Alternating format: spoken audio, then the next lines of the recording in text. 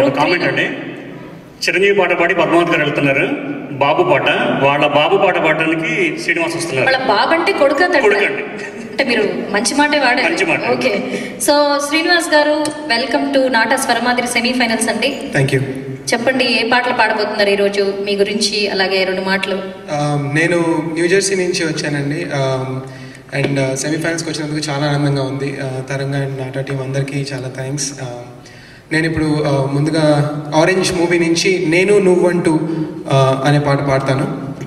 So can you have the track please? నేను నువ్వంటూ try. All the best అండి. Thank you. నేను నువ్వంటూ వేరే ఉన్నా నాకీ వేళ నీలో నేనున్నట్టు అనిపిస్తూ ఉండే వింతగా, నా కోసం నేనే వెతికేంతగా. నువ్వే లేకుంటే ఏమవుతానో, నీ స్నేహాన్ని కావాలనుకున్నానుగా, కాదంటే నా మీదొట్టుగా ఏమైనా చేస్తానన్నట్టుగా.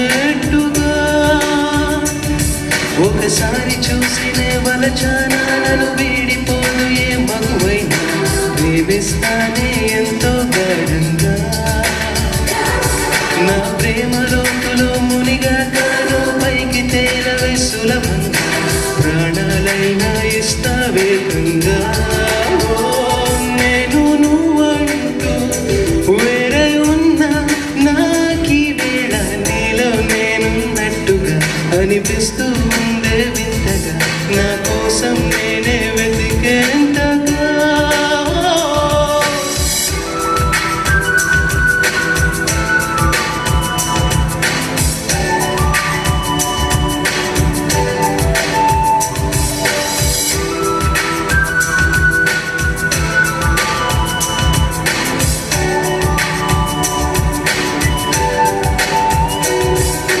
నిజాయితీ ఉన్నోడిని, నిజాలనే అన్నోడిని, అబద్ధమే రుచించని అబ్బాయిని, ఒకే ఒక మంచోడిని, రొమాన్సులో పిచ్చోడిని, పర్లేదులే ఒప్పేసుకో సరేనని. ముసుగేసుకోడు ఏనాడు నా మనసే ఓ భామ, నన్నుగానే చూపిస్తూ కాదన్నా పోరాడేదే నా ప్రేమ. నేను నువ్వంటూ వేరే ఉన్నా నాకీ వేళ నీలో నేనున్నట్టుగా అనిపిస్తూ ఉండే వింతగా, నా కోసం నేనే వెతికేంతగా. నువ్వే లేకుంటే ఏమవుతానో, నీ స్నేహాన్ని కావాలంటున్నానుగా, కాదంటే నా మీదొట్టుగా ఏమైనా చేస్తానన్నట్టుగా. ఒకసారి చూసినే వలచానా, నన్ను వీడిపోదు ఏ మగువైనా, ప్రేమిస్తానే ఎంతో గాఢంగా. నా ప్రేమ లోతులో మునిగా తాను పైకి తేలవే సులభంగా, ప్రాణాలైనా ఇస్తా వేగంగా. ఓ నా నా నా నా నా నా తరత తరత తరత తరత నా నా. ఓ నా నా నా నా తరత తరత తరత తర నా నా నా.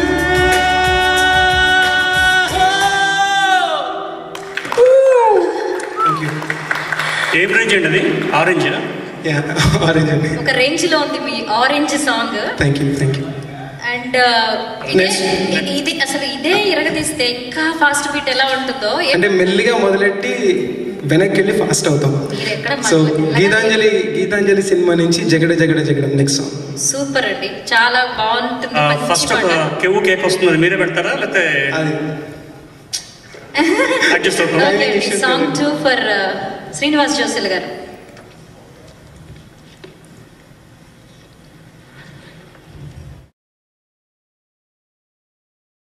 అందరం కూడా ఎంజాయ్ చేసాం. రామాచారి గారిని ఫీడ్బ్యాక్ అడుగుతాం. సార్ సార్ అయితే డాన్స్ అయిపోయారు, ఆగిపోయారు. నిజంగానే ఎంజాయ్ చేశాను.